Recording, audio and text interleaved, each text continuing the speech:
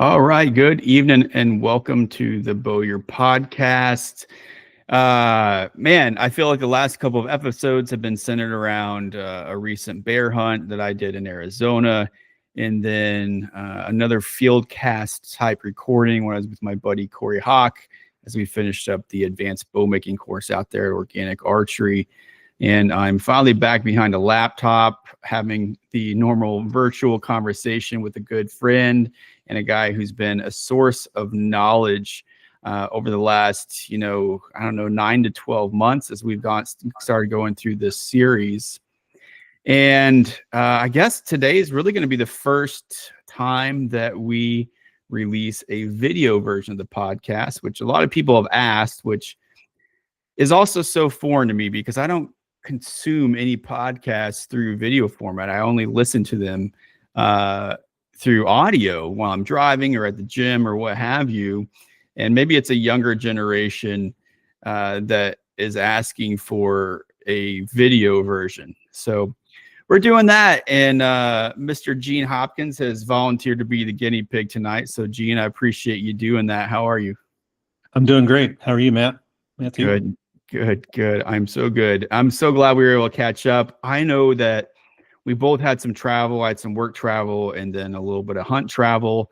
And you're now full-fledged retired with a lot of extracurriculars and service stuff that you do. But could you give us a kind of a wave top of some of your recent travels you've been doing for hunting? Well, yeah, that work thing, that's kind of a foreign concept to me now. You've earned I'm happy to it. say. But, we started off this fall with a week out in North Dakota chasing sharp-tailed grouse and Hungarian partridge.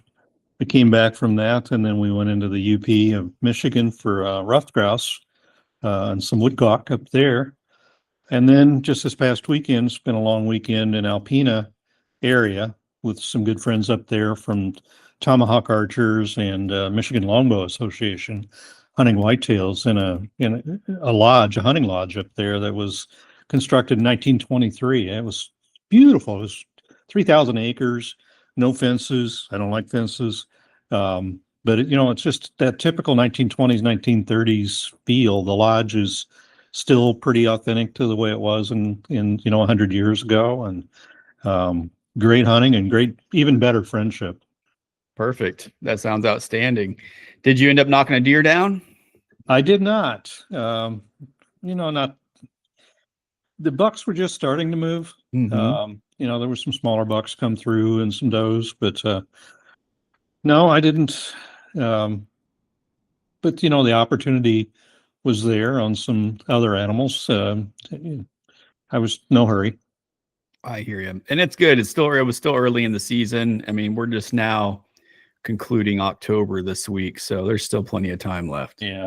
Well, I'm getting ready to go to Maryland too, and just a short bit for a good whitetail hunt up there. And perfect. I really like the state of Maryland. Believe it or not, there's some fantastic whitetails in Maryland.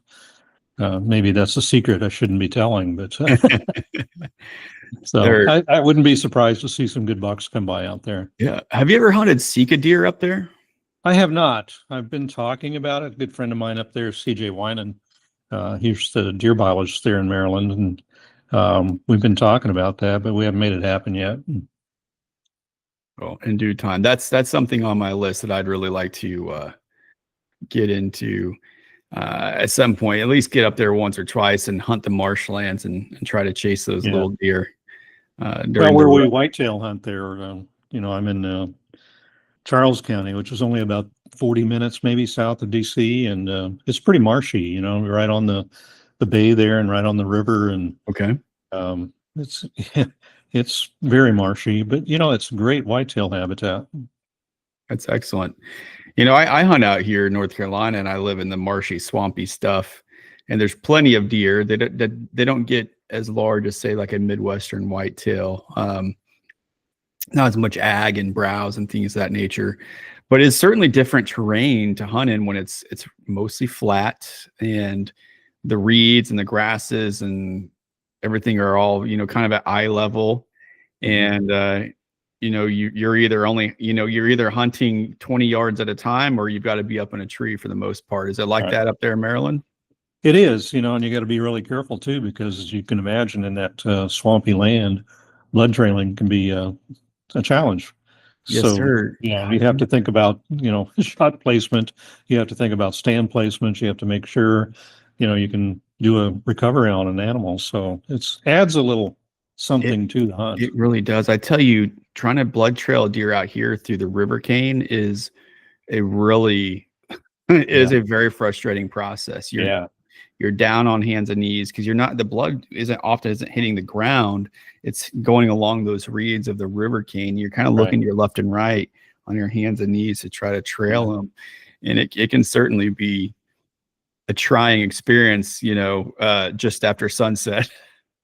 Yeah. I took a nice buck out there in Maryland last year, and I tell you, if it hadn't been for a couple of friends helping me trail it, it was challenging. I can imagine. Well, brother, man, I think we're going to pick this up where we left off, right? So we've done volume 1 and volume 2 of the Icons of Traditional Bow Hunting, or as you like to say, Icons of Hunting with a Bow and Arrow. Yeah. Right. Right. So we've covered a lot of Saxon Pope. The first volume 1 was kind of an overview of various folks and names that a lot of people in the community may or may not know, right? Yeah, it was And a history then- 101. Absolutely. It was good. Executive overview. And the last volume was widely focused on Saxon Pope. And of course, we talked about Bill Compton and Art Young and Ishi as well. But this one, we want to do a deep dive with Ishi. And I'm not going to lie, like other than Hunting with the Bow and Arrow by Saxon Pope, that's the only full-length book that I've read that really chronicles some of Ishi. So this is going to be a huge learning curve for me, or not a learning curve, but learning experience.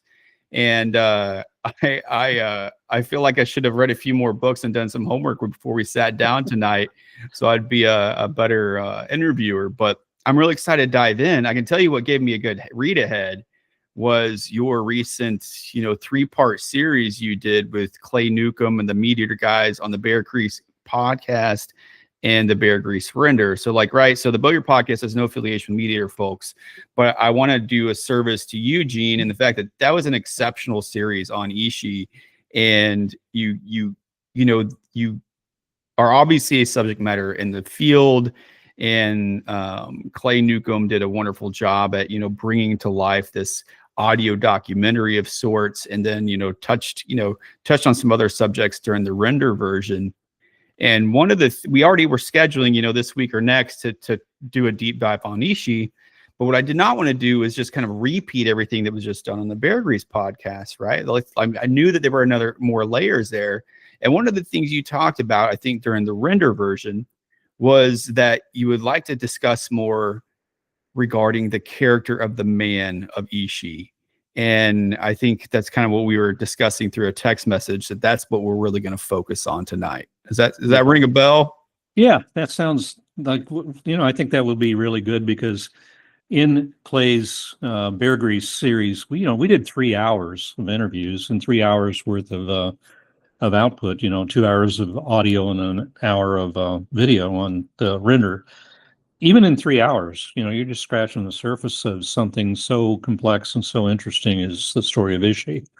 And what you can do in the 3 hours is you can really, give people a good appetite for more about Ishi. You can tell the story. You can go through some of the chronological events of what happened, and maybe a little bit of background and why it happened. But the thing we really didn't get into, and that's what you and I talked about, is the man himself. That he was a pretty complex man, and I talked a little bit about it in the render, but I think that's where we should spend some time tonight. Well, let's do it. So we, just a quick recap. We covered, when Ishi was, he came out of the mountains and he was detained.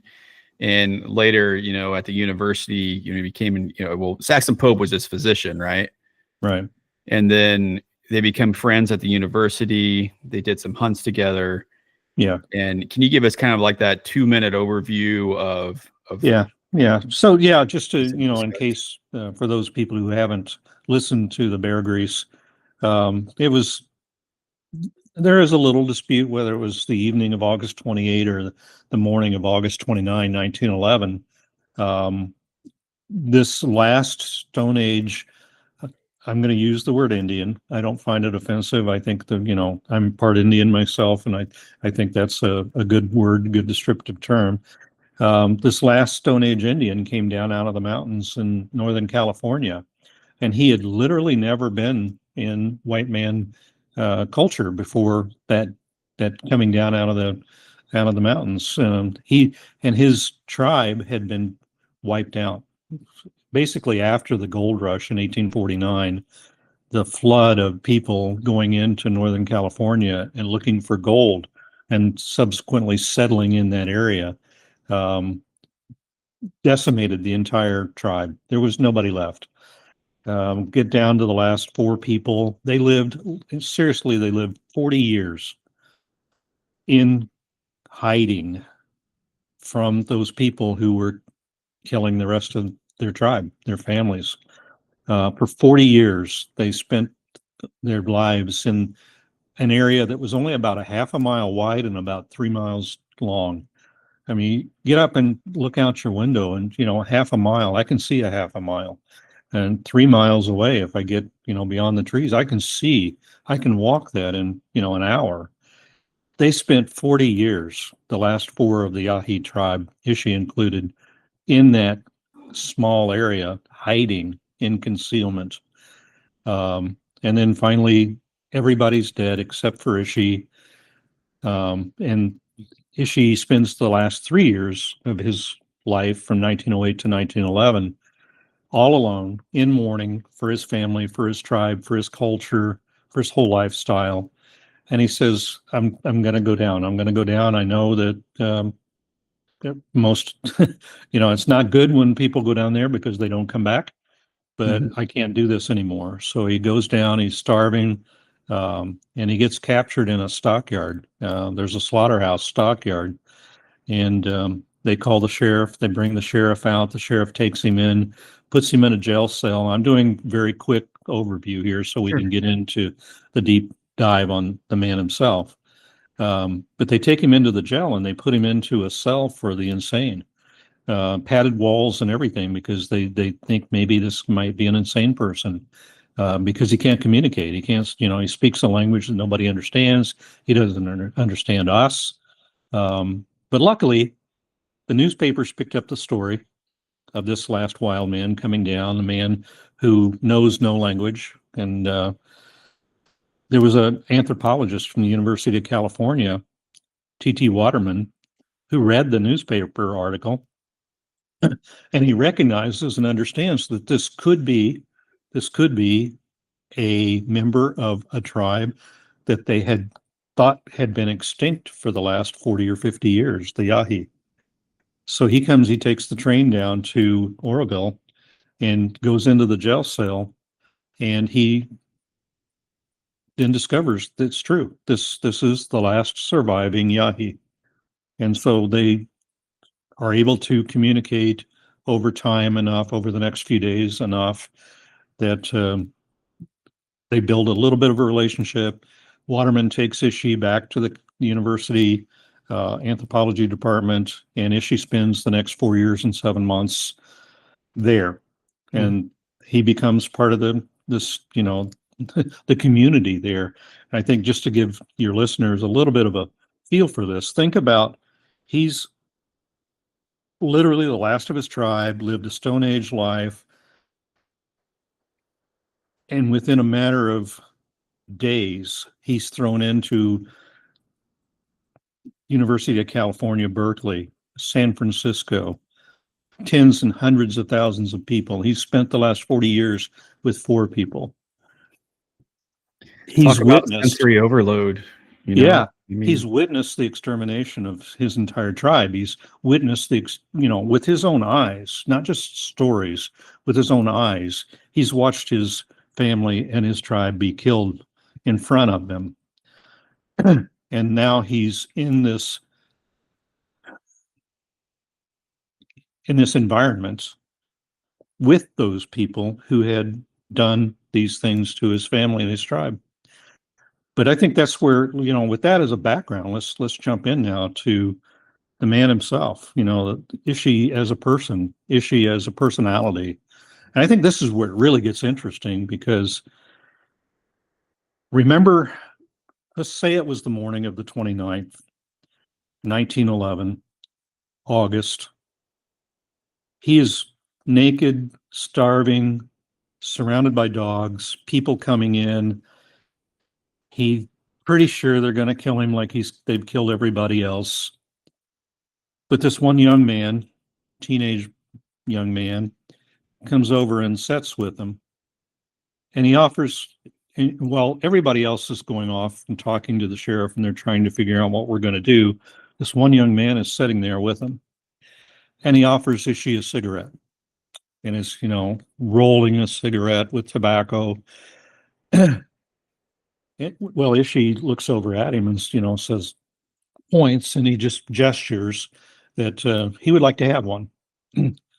Okay, he's an hour or two into this capture, and the young man shows Ishi how to roll the cigarette. And this is what I find really funny. Ishi takes some of the tobacco, rolls it in the paper, but he puts too much. And then he takes the extra tobacco and he's kind of slyly putting it into he had a shirt, an old torn shirt, and he's slyly putting some of this tobacco into his shirt pocket. And then he looks up at this boy who's there with him, and he smiles.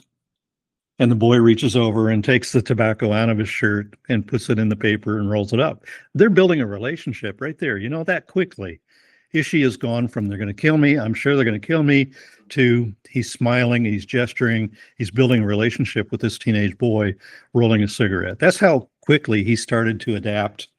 That shows, I think that shows a lot about the man himself. He didn't try to run, he didn't try to hide, he didn't try to fight. He just accepted what was going to come and then quickly realized they're not going to kill me, or they would have already done it. So then he starts building a relationship with them. I just find that really fascinating. It really is. I mean, it I think highlights the humane and humanity aspect of Ishi Vice coming to the community. Not only, I mean, obviously it was out of disparity, probably, but and being alone, but there was a lot of risk involved. But he didn't go down to this village as an us versus them type of mentality. It was, I'm sure there was a lot of fear and apprehension, but once that dissipated, it was, these are people. Let me, he found a way to communicate in the simplest form.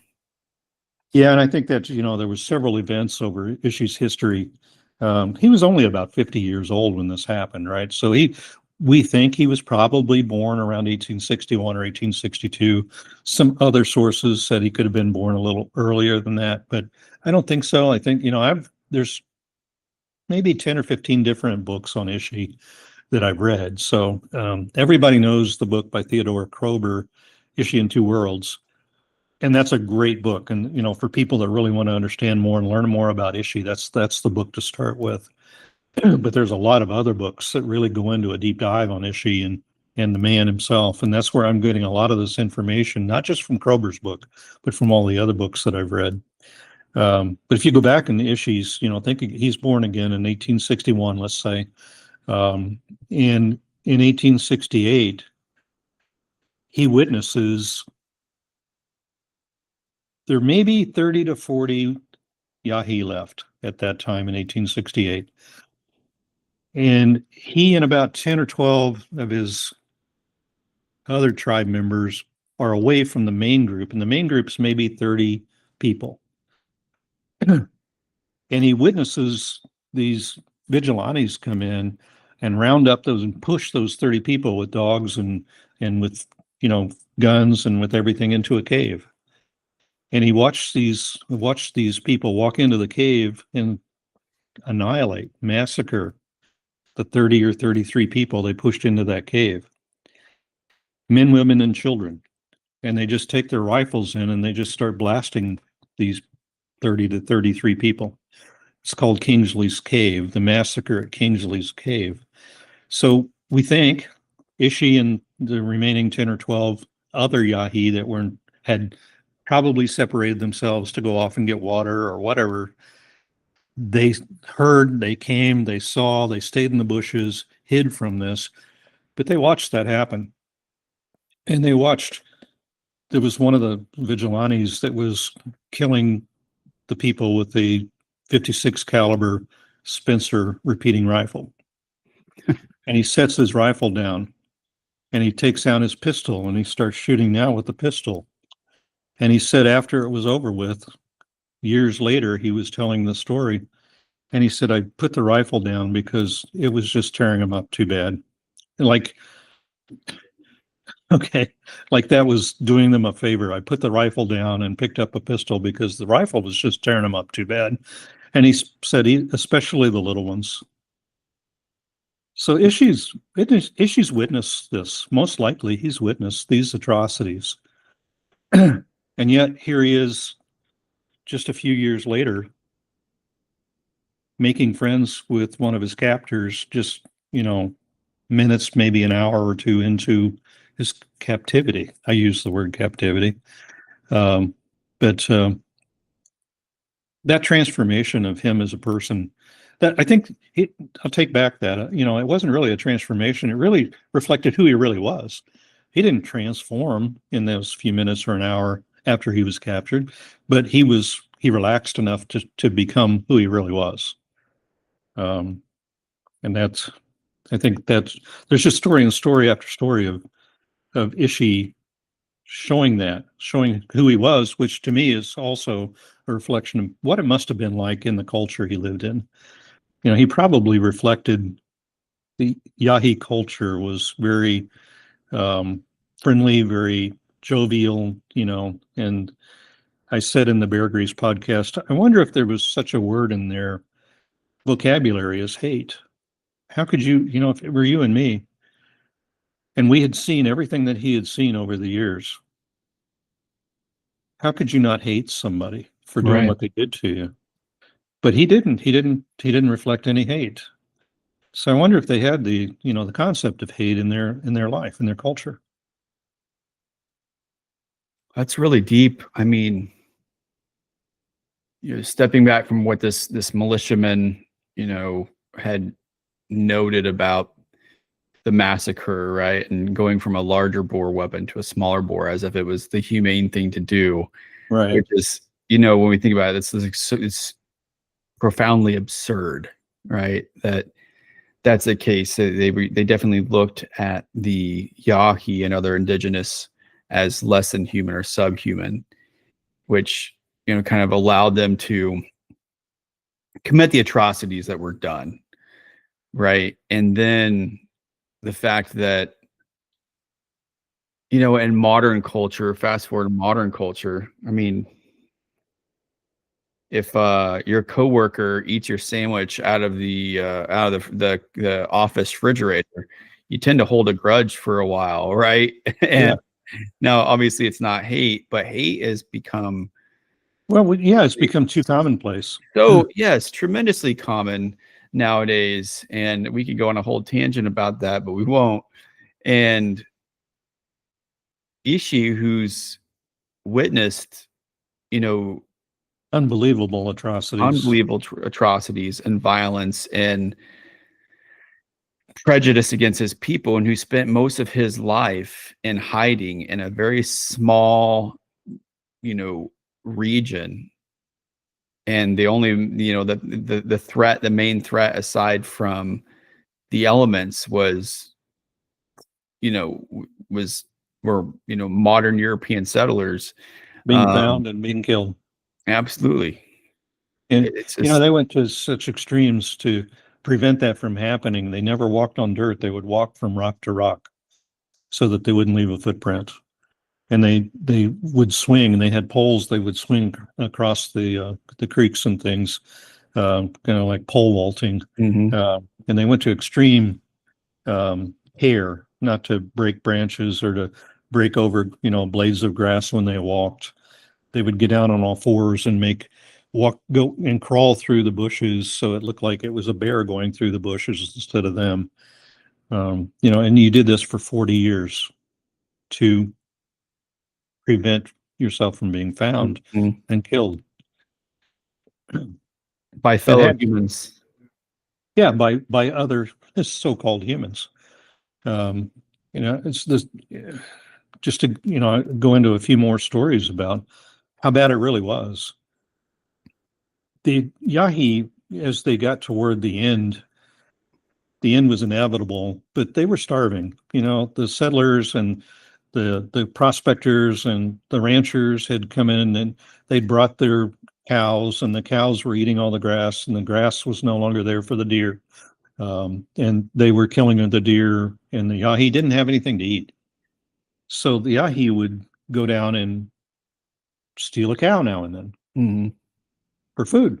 They were starving, and they would the ranchers and the settlers would use that as their excuse to go up and kill the Yahi because they're stealing my cows. But you're stealing my cows because we killed all their deer, and because there's no salmon, there's no deer, there's nothing left for them to eat.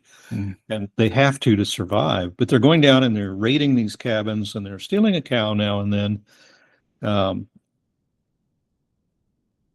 And that's the excuse that was used to go up and create these vigilante gangs and go up and with the intent of exterminating them. But one of the cabins was broken into, and this cabin was used by a person who he didn't use it full time. He would use it to go up into the mountains, maybe, and used it when he was working his cows up in the hills and things like that. But his cabin had gotten broken into several times, and the Yahi would steal the fresh foods.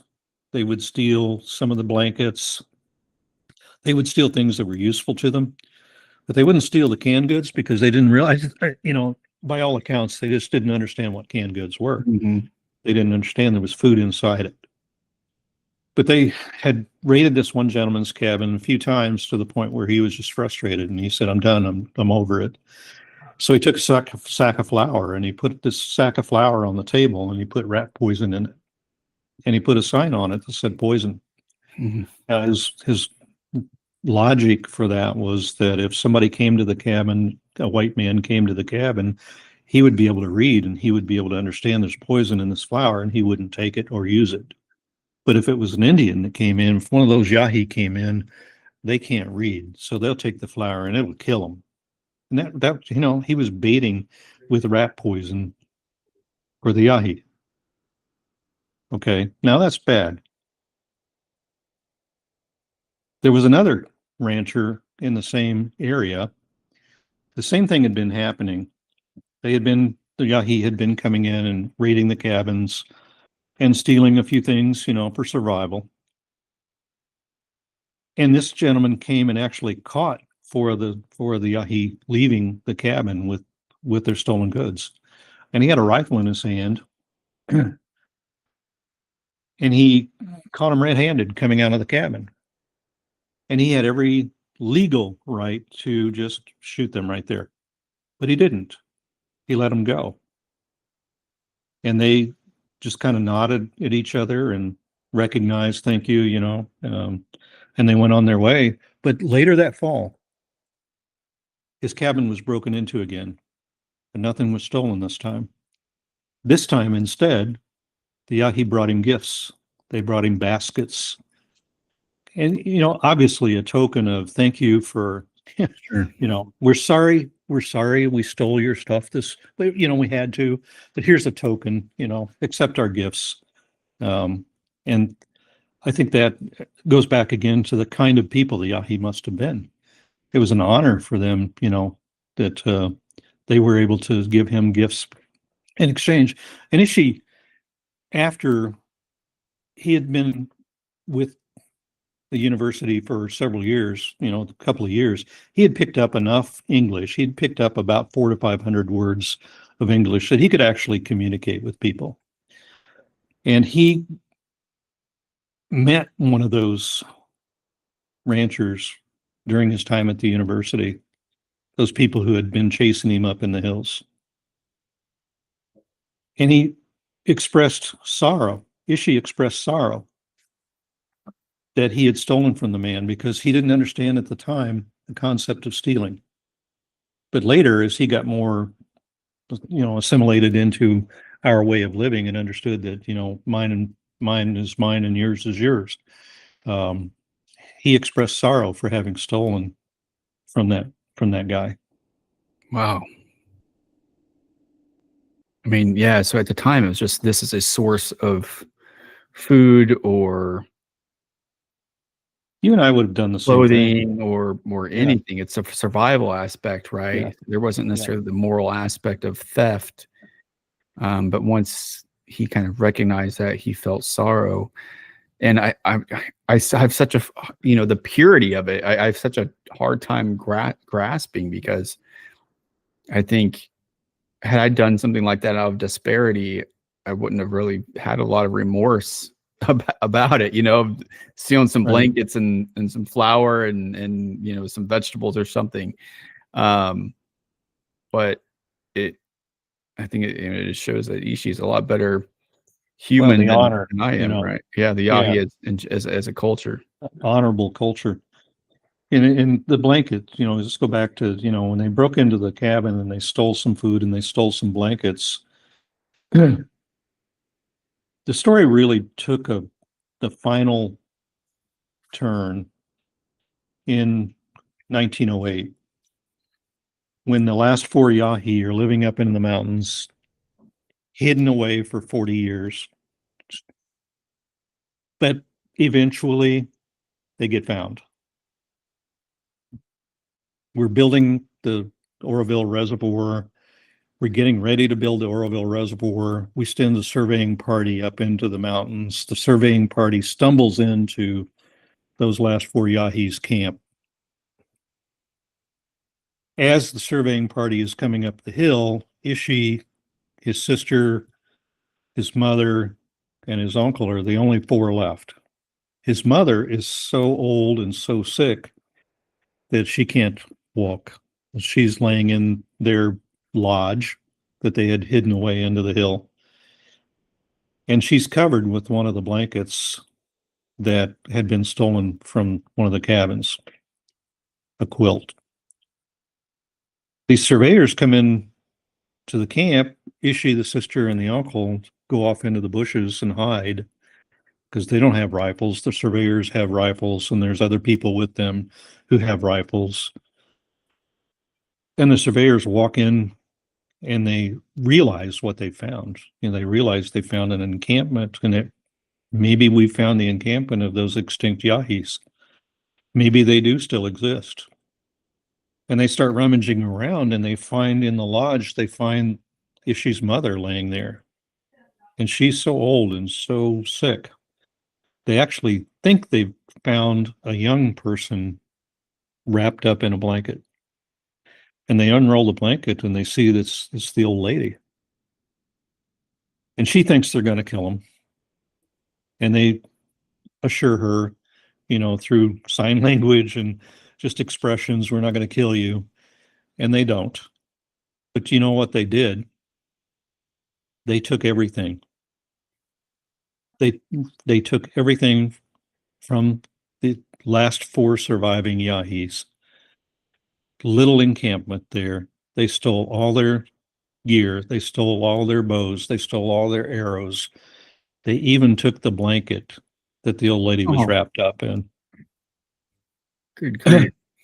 And it's going to be winter in the mountains, and they stole the blanket because that blanket had been stolen from one of the cabins, and they took it back as proof that these are the people that have been raiding our cabins, but they left that old lady there. So again, a comparison of culture, that we could do that to the Ishi and his last remaining family members there. But Ishi in later years felt no grudge that he didn't express any grudge. He didn't express any anger. I wonder, again, as I've said before, when the doors are closed, if there aren't a lot of tears shed I think there would have to be, right? I by the mean, man. he's got to feel like the overwhelming amount of loss that he's experienced in his lifetime, in addition to a little bit of his own identity by not being immersed in his own culture anymore, right? Right. And it's not like there's not an inclination of selling out or whatever, right? That's not what I'm trying to imply. It's the fact that he was the last of the Yahoo, so he's lost his culture, and now he's got to assimilate a little bit, to Western, to, settle European settler, culture in California and at the university and in a more modern space. And that's got to be a point where behind closed doors, anybody has to break down a little bit, right? And You gotta think that was something that would never leave you, and Josh in the Bear Grease series, Josh, Clay's buddy partner, he said, I don't like to use the word assimilate, which I use the word assimilate too. He said, I think I'd rather use the word adapt, that Ishi adapted to our culture. He didn't really assimilate into our culture. Okay. And I can understand there's a fine line difference there, but, Ishi had to have kept some of that. Those memories didn't go away. He just had to bury them, and he put his best face when the doors were open. But when the doors closed, there must have been a lot of tears. Yeah. I mean, anybody with significant emotional depth is going to have that response, at least in private. And from what, the literature has said, what you said, Ishi did not lack emotional depth, right? So, it's just hard to imagine. I mean, I don't think we can really imagine the kind of the heartache that he lived with, despite having a smile on his face and meeting new people and making new friends. But there's a heavy emotional burden that's still weighing on him during those years that he was, at University of California, Berkeley. And, yeah, he was only there for 4 years and 7 months. Right. If he could have lived longer, maybe he would have had time to heal emotionally, and maybe he could have started talking about things. But he lost not just his family, he lost his culture, but he lost his self too. Sure. And that's something that's Ishi was not even his name. He was never in the Yahi culture. You were not allowed to tell someone else your name. So he's the last surviving Yahi. There's no one to tell us who his name, what his name is. His birth name is. Did Pope give him the name Ishi? No, Waterman and Krober, Okay. they said that we're going to call him Ishi, because all the reporters, when they started coming and interviewing Ishi, they, what's his name? What's his name? And I think it was Krober said, we're just going to call him Ishi, which is the Yahi term for man. Okay. And from then on, he became Ishi, and he accepted that. But you've lost everything. You've even lost some of yourself, because I can't even tell you my name.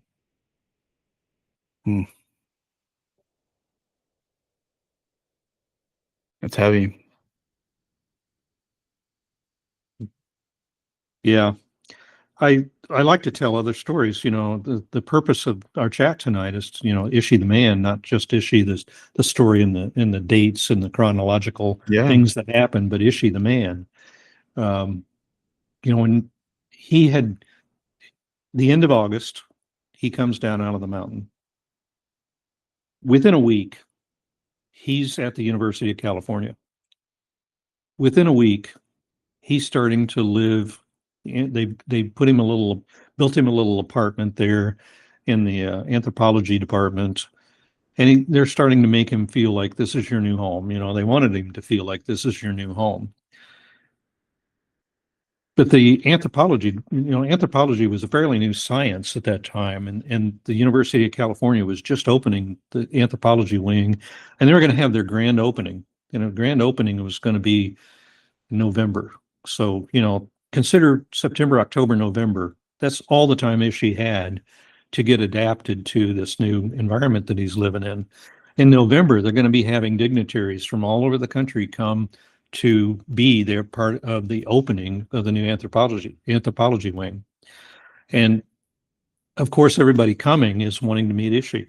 They know the story. It's been in front pages all over the newspapers all over the country. So they want to meet Ishi while they're there. So they get Ishi prepared. They get him some nice clothes. And by then, in just 2 months, he's learned enough language that he can at least introduce and have a cursory introductory conversation with you. But it was really important for him. He wanted to be able to speak your name because, again, back to respect, honor and respect in his culture must have been a big deal.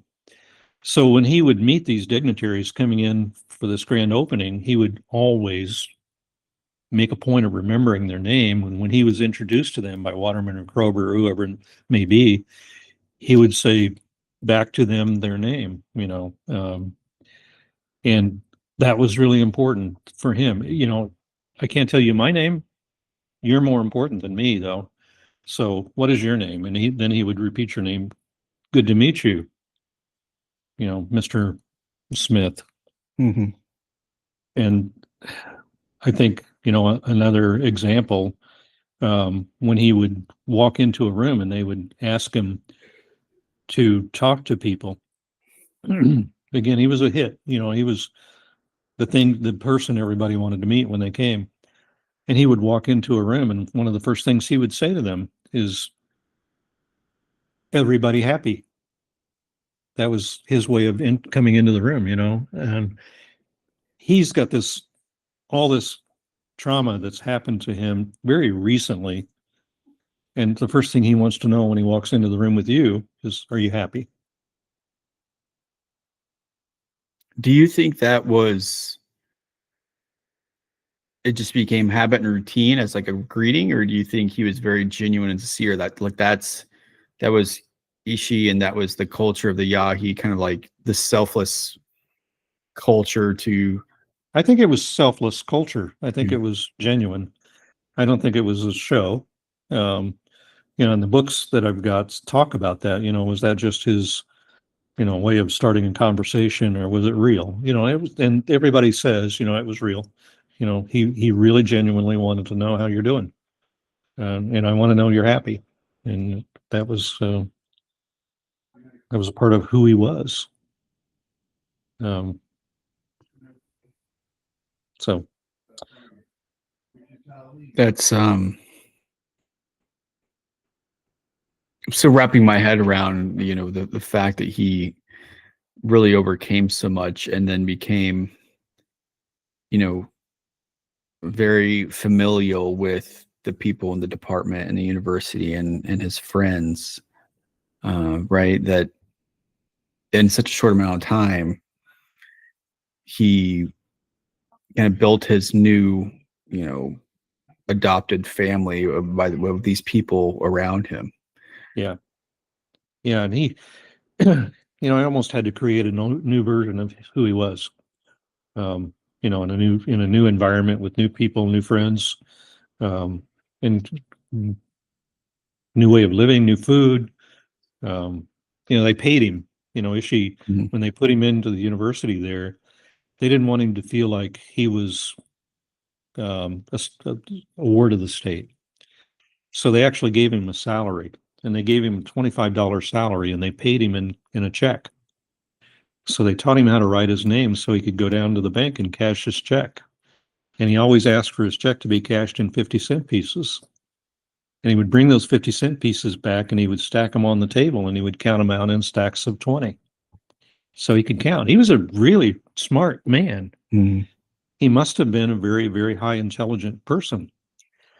And he would stack these half dollars in stacks of 20, and then he would leave them on the table. But he didn't have the concept in his world that somebody might come in and take these. So Waterman, Krober, had to convince him, in our world, it's probably not smart for you to leave your money laying around like this, Ishi. So we have a safe over here that you can put your money into. And then we have to explain to him the concept of banking, and he can take this money when he's got enough built up and he would like to take it down to the bank, and we'll open you an account and you can have your money in the bank, and the bank will keep it safe for you and it'll be there when you need it. And he's just a few months removed from Stone Age culture, and he's already being introduced to finance and banking. And he gets it. He understands it. Well, that's impressive because I still think that money and banking and taxes and insurance is all a bunch of nonsense. So, like it's this weird invention by modern man that doesn't mean anything. So, Yeah. I Well, appreciate. stored value, you know, those Yeah. 50-cent pieces were stored value. Yeah. You know, but he got it. He understood it. And he understood that that was in recognition of the work that he had performed for the university. Right. Yeah. It was compensation for the work, and then he could use that currency to barter for goods and services. Yeah. Right. So, And he had self-worth, you know, by doing it that way, they gave him worth in value. So he felt good about what sure, he did. he felt like he was part of the team and not a captive, Yeah. so to speak. Yeah. Hey, you know, just go on. Let's, you know, in 1914, Ishi had been living there at the university now for 2 years, 2.5 years. And Krober and Waterman and Pope decide that they want to take Ishi back up into the mountains where he came from. They didn't talk to Ishi about this beforehand. They just, wouldn't it be great if we took Ishi up there and let Ishi show us around where everything happened that he's told us about, and get up there and let him show us how he lived, show us how he hunted, show us how he made fire, show us how he cooked. Then they come to Ishi and they tell him about their great idea to take him back up where he came from. And he doesn't like that idea. Now, there's a lot of debate, you know, why didn't he want to go back up? Well, obviously, there's a lot of bad memories up there. So he's not sure he wants to go back up there because, you know, there's a lot of ghosts that I've buried up there, family. I've watched them all be killed, you know, but they eventually talk him into going up there. When he gets up there, he's excited. You know, he changes from reluctance to I'm excited now. And he takes them around and he shows them all the places where he grew up. He had described stories to them about how he'd killed a bear with his bow and arrow, and he buried the bones of the bear in this spot. And he was actually able to walk them back to the spot and dig those bones up and show them where he had killed the bear. And I think that was a big deal that, you know, Clay did in his podcast. He had been doing some independent research on a lot of historians thought that natives didn't eat black bear because they never found black bear bones in their refuge piles. But it turns out the natives honored the black bear, and they killed the black bear and they ate the black bear, but they took their bones and they ceremonially buried them. And that's what Ishi had done. And he dug those bones up and showed them where he killed the black bear. He took them back to where they were camping when the surveyors found him and his mother and his sister and his uncle. And he took them back, and you know, they were able to go through all of that with him. And then when they come back to the train station in Oroville, and they're gonna take the train from Oroville back up to San Francisco, University of California. And now this is 1914, and just 3 years before that, these people in Oroville had been hunting him down, trying to kill him, just 3 years before. But now, when he comes back to the train station after that trip up into the mountains with Pope and Krober and Waterman, the people are all at the train station to welcome him and to see him off. Celebrating him, right? You know, he's their hometown hero now. And he looks out and he sees all these people standing there cheering him and wishing him well and telling him goodbye. And he rolls the window down, drops the window down of the train, and he sticks his head out the window and he looks at those people. And what might you or I say to them, you know, we can't say on the podcast, but what he did, he rolled the window down, dropped the window down, stuck his head out the window and looked at them and said, "Ladies and gentlemen, goodbye." It was such a difference. 3 years earlier, they're trying to kill him, and now they're there honoring him. It's really beautiful if you think about it. At this point, when he went on the trip with Waterman, had he started experiencing any of his ailments yet, or was he still Good seemingly question. in good health? We know he died in March 1916 of tuberculosis. Mm-hmm. And tuberculosis is a long drawn out death. So he had tuberculosis for some time. Now, as you would expect, he was getting a lot of colds and sniffles and a lot of the, white man's illnesses all throughout his time at the university. But they kept testing him, and they tested him for things like tuberculosis, and he kept coming back negative. Well, Kroeber's first wife actually had tuberculosis, active tuberculosis, while Ishi was there. And Ishi would come over to their house and have dinner. Ishi would actually spend nights there with the Kroeber family. And in 1913, Kroeber's wife dies of tuberculosis. Ishi's spending a lot of time there with the Kroebers. Ishi is also, and I think this is cool, is, Ishi the man. Pope's a surgeon, one of the best surgeons, well-known surgeons in the whole country. Working in the hospital there at the University of California. Pope takes Ishi into the patient rooms with him when he's making his rounds. And Ishi's wearing a lab coat, walking in with the surgeon, visiting the patients. And the patients all know of Ishi. Everybody knows Ishi because he's such big news. And he walks into the rooms and he's standing there with his arms crossed, and Pope's talking to the patients, and Ishi's, just standing there listening, doesn't say anything, absorbing everything that's going on though, and turns around and walks out.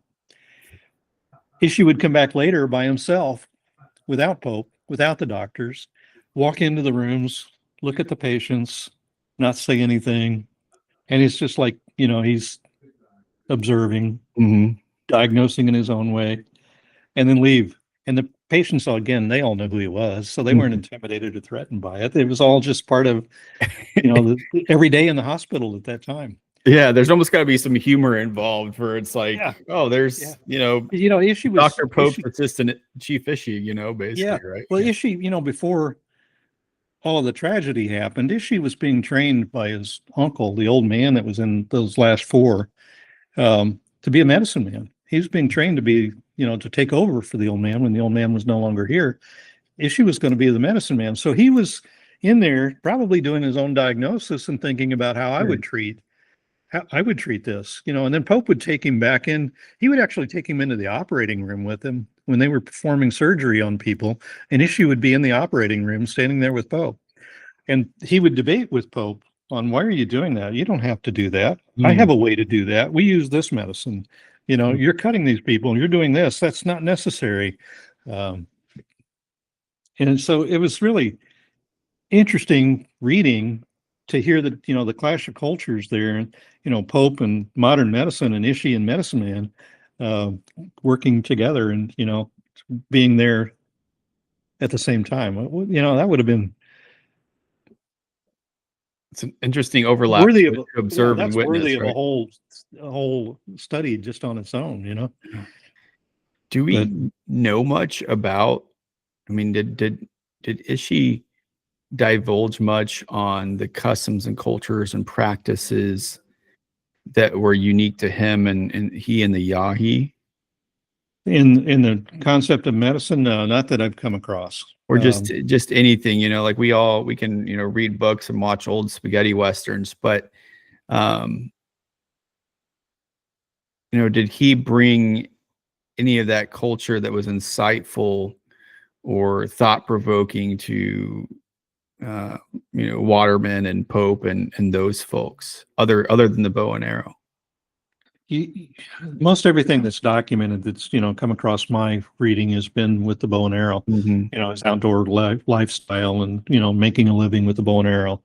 I haven't come across anything too enlightening about other aspects of his life. But go back to I don't think I did a good job of finishing up that conversation about the TB that killed him. I First, think I hijacked it, Gene. So you please continue. well, he's spending time with Krober, and Krober's wife passes of tuberculosis in 1913. Ishi gets these fevers, and he gets these illnesses now and then, and they're testing him for TB, and it shows up negative. But the tests back then were not as accurate as probably they are today. And he was going into the hospital and visiting all these patients, and in the 19 teens, tuberculosis was a pretty big deal. So almost certainly there were a lot of patients in the hospital with tuberculosis. So he came across a lot of vectors to be able to get tuberculosis. Well, finally, he did test positive for tuberculosis, and that's what took him. When it started advancing pretty quickly. So I don't know. I look back and I think Pope loved Ishi. They were best of friends by all accounts, by Ishi's words, by Pope's words, by their friends' words. Those two were the best of friends. Pope, why did you let him be exposed to known diseases such as tuberculosis, which is going to be fatal Right. to him? And that at this point, modern medicine recognized that the immune systems of indigenous populations were not the same, or because they had not been exposed to so many vectors. Yeah.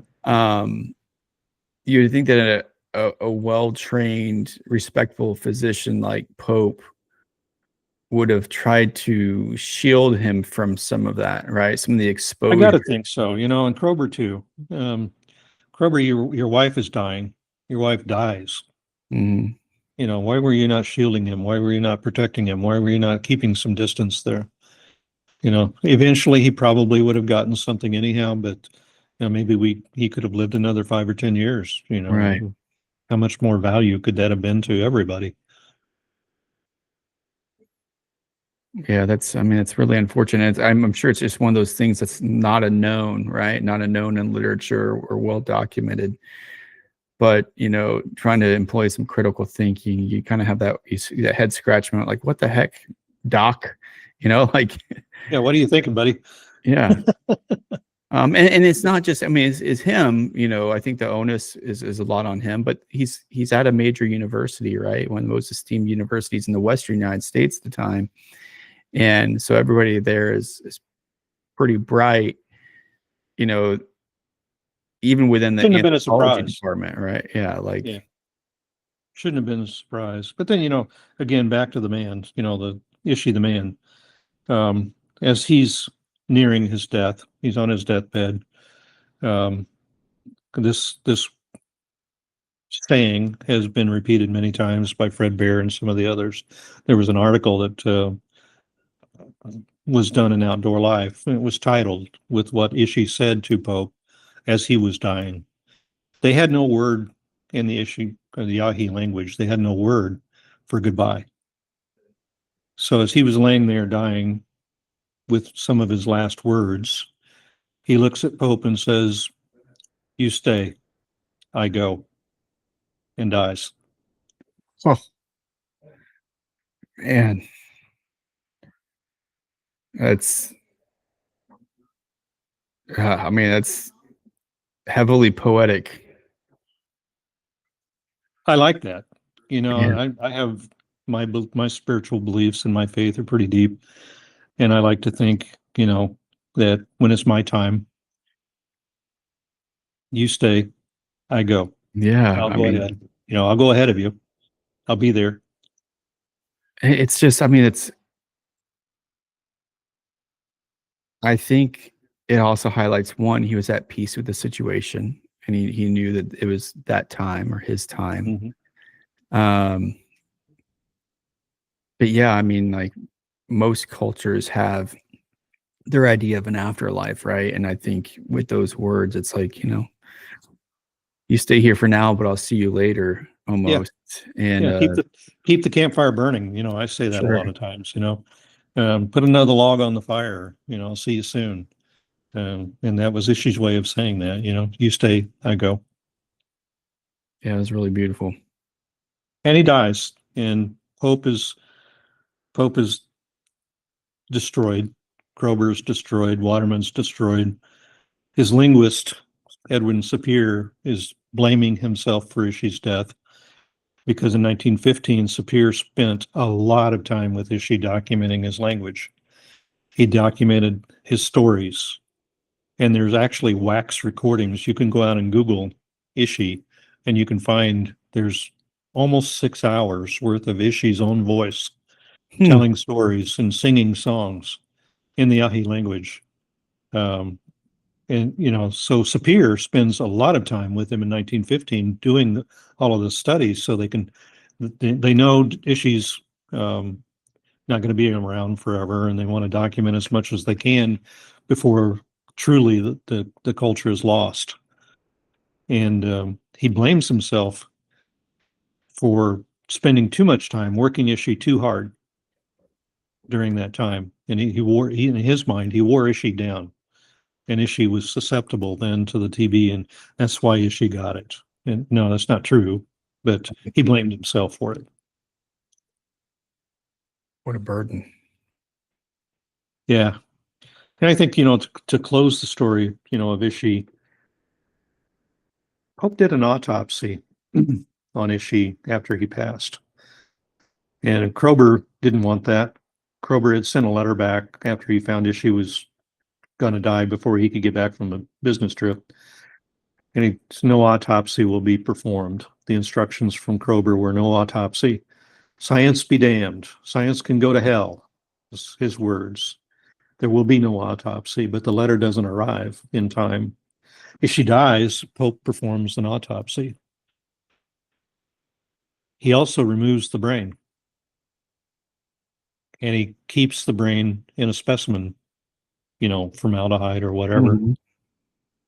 And the body is cremated. And the body was put in an urn and taken to the local cemetery. And there's pictures of it as recently as 1989. You could go to that cemetery and there was Ishi's urn of ashes behind glass, and you could actually see it there in the cemetery, like in a mausoleum. But the brain was removed and sent to the Smithsonian Institute, unbeknownst to a lot of people. Years later, President George Bush signs into law the Native American, I won't get it, but there's an act, gravesite protection or something like that, where you can't dig for artifacts anymore. And any artifacts or bones that are in museums or private collections have to be returned so they can be properly buried to the customs of the tribes if they're requested. Well, the local tribes in California asked for Ishi's remains so they could take them up into the Ishi country and bury them as they should have been. And then they learned the story that yes, those remains there in the urn are his cremated ashes, but that doesn't include his brain. His brain was sent off to somewhere, probably the Smithsonian. And there was a couple of people in particular, that went on a mission to find that brain. And it took them years to get someone at the Smithsonian who would tell them, yes, we do have the brain. And there was some stories that they were hiding the fact that they had the brain because it wouldn't have been good publicity. But there was a guy back in 1917 when Ishi's brain was sent there that was studying brains from all over the world. And he had a collection of human brains there at the Smithsonian. He called it his wet room. In his wet room were all these brains. Ishi's was one of them. So they found Ishi's brain. It was 1989. They found his brain there. And these natives from a cousin tribe went out to Washington, D.C., went to the Smithsonian, got the brain, carried it as carry-on on a commercial flight back to California, took the urn of his cremated ashes and the brain, went into the mountains and buried it, as Yahi custom would have dictated. And when they took the urn, this is fun. When they took the urn, they had to break it open because they had, back in when Ishi died, they'd plugged it with cement. So they couldn't get the ashes out without breaking the urn. So they busted the urn open, and the ashes are in it, and there's chunks of bone. There's obsidian flakes that Pope had put in there. After the cremation, Pope had put some obsidian flakes in there from Ishi having made some points. And there was a letter in the urn, an unopened letter. Oh, wow. Obviously put in there after the cremation, so Sure. they're getting ready to plug the urn. Someone slips a letter into the urn. Okay, here we are in 1989. They're taking the ashes back up to be buried. They crack open the urn. They find this letter. And they don't read it. They don't even open it to see who wrote it. They respected that whoever wrote this letter didn't write it to you and me. They wrote it to Ishi. This was between them, not between you and me. So they buried the ashes, they buried the brain, they buried all the obsidian, and they buried the letter without ever having opened it. We have no idea what it said. We have no idea who it was from. And that was the end of the story for Ishi. Wow. Man, I mean, I gotta go a few steps back because I mean, I know that doctors have their own, like they can separate, emotion, I'm sure, in a way, but the fact that Pope did an autopsy on his best pal to include the brain, taking the brain in the name of science or whatever reasons, I guess. Right. Anthropology or whatever just seems so inhumane. But and then the theft of culture and identity and customs and all this stuff that the Smithsonian, I mean, that's a whole novel or two anyways. But I do like that, the indigenous tribes from California were able to come out and kind of close that chapter on their own terms. Right. And that was certainly a tidbit of information that was foreign to me. And I think it ended really beautifully. And I'm actually like, I think I'm happier that there's a certain amount of confidentiality and respect when it came to the letter and things of that nature. They're like, okay, like he's at peace now. All of him is here. And it's not being, there's not this science show, that could the perception of that could have been there. Yeah. Well, Pope actually wrote a book too after the autopsy about the autopsy. He wrote a whole book on the autopsy itself. It's called The Medical History of Ishi. And he published that in 1918. So Pope wrote 5 books. Okay. He wrote, everybody knows, Hunting with the Bow and Arrow, 1923, sure. Right? The Adventurous Bowman, 1926. You've got to put that on your list of books to read. But he also wrote one, Yahi Archery, obviously from what he learned from Ishi. And he wrote Medical History of Ishi. And what was the 5th one? I'll have to. Anyhow, the medical history of Ishi is the autopsy. Study of Bows and Arrows. Study of Bows. Oh, that's yeah. The 5th one. But he was able to separate, his personal feelings from the doctor. And the doctor felt like he needed to do the autopsy for some reason, that he needed to study the science of the man. It's just his body. I don't know. I guess I'm trying to pretend I'm Pope. Yeah. Ishi's no longer here. Ishi's up there. This is just the flesh of Ishi. Maybe that's how he felt. I don't know. It's definitely interesting. What's your favorite? Well, I guess so you rattle off the books by Pope, but what are some other, pieces of literature that you recommend for people that want to dive deeper in this? So I think our episode that started this was episode 61. So whatever episode we're on now. So episode 61, people can listen to. They can listen obviously to the Bear Grease recent episodes too. But if they want to dive deeper into the literature, what books do you recommend? Well, I think everybody should start with Ishi in Two Worlds by Theodora Kroeber. Kroeber's first wife died of tuberculosis in 1913, but he married again. He married Theodora Kroeber, and Theodora was with him until Kroeber passed away. Okay. So her book is written from what her husband told her of the story of Ishi. Oh, So wow. it's not firsthand, but it's told to her from her husband. So it's very well done. And if there's only one book you can read, you can download the audio book if you don't have time to read it. Download the audio book of Ishi in Two Worlds and listen to it. But that's the one to start with. I'm going to walk over here and get a book real quick. Sure.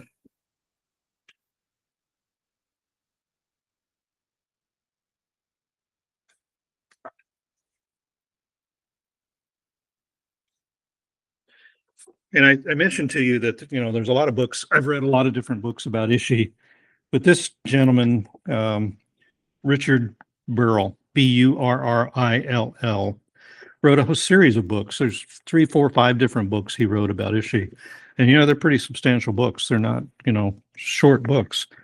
And there's a lot of information in here to back up, to corroborate, but also to even shoot holes in what Kroeber had written in her book. Huh. So you'll find some things that disagree with her in these books. So I highly recommend the books that Richard Burrill had written. In his first world. It's great. I'll put those in the show notes too. For those that are listening to the audio version, obviously we'll have those all in the show notes as recommendation, as we did in the previous volumes. Because I always ask you for good literature to brush up on, Gene. But there's another book before we get away from that. There's another book that I highly recommend.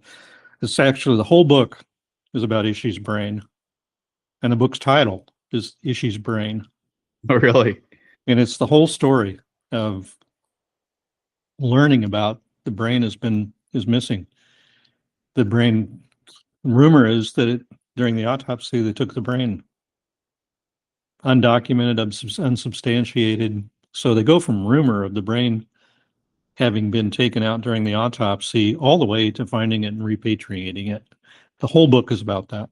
And it's really good. It's well done. There's like some conspiracy stuff in there too, right? It's like, what do you mean his brain's not with his room? Yeah. Well, there were people at the Smithsonian who were denying that, we don't have the brain. No, never seen it. Never heard that story. But in reality, I was there. It's back in the wet room, and they finally find the one guy who admits that, yep, we got it. It's over here. Yeah, leave it up to a scientist to come up with a room full of brains and give it a nickname called the wet room. Yeah. So those are books that I would highly recommend, getting into more depth about Ishi. Well, I love it. I've got to add it to my stack of things that you've already given me for homework, so I appreciate it. Well, I'm sure in about another 4 weeks, we're going to do another volume, another 3 or 4 weeks. We're trying to do this on I think a monthly cadence now.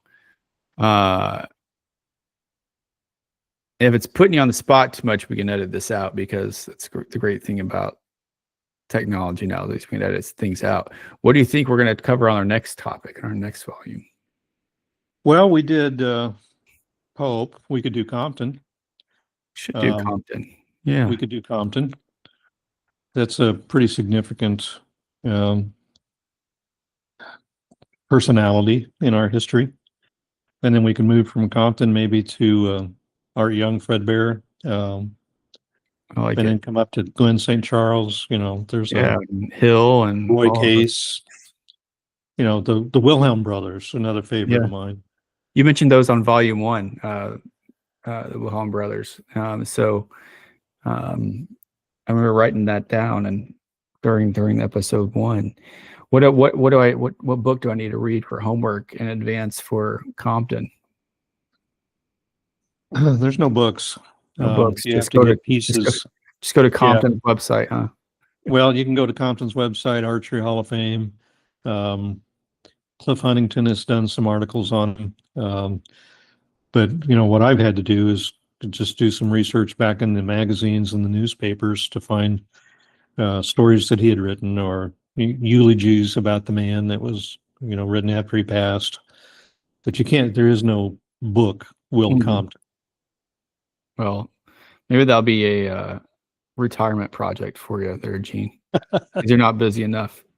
Yeah. I'll have to write it from a tree stand somewhere. Man, I'm so glad that you're getting lots of hunting in. I'm so far the whitetails have been kicking my butt this fall, but it's again, it's not quite November yet, so I'm trying to pressure myself too much. Right. Yeah, it's just Um, starting. Man, I even made a new little bow, a little short bow that's and native Seneca inspired. It's 52 inches with a 24-inch draw. My draw is like 30 inches, so you imagine it's a short draw at 60 pounds. And I just made it a couple weeks back with my buddy Corey, and man, I really like. It's going to be such a great like a ground hunt bow too. It's short, it's fast, and I really want to put that thing to work this fall. So Yeah. we'll see. Are you going to be at Kalamazoo?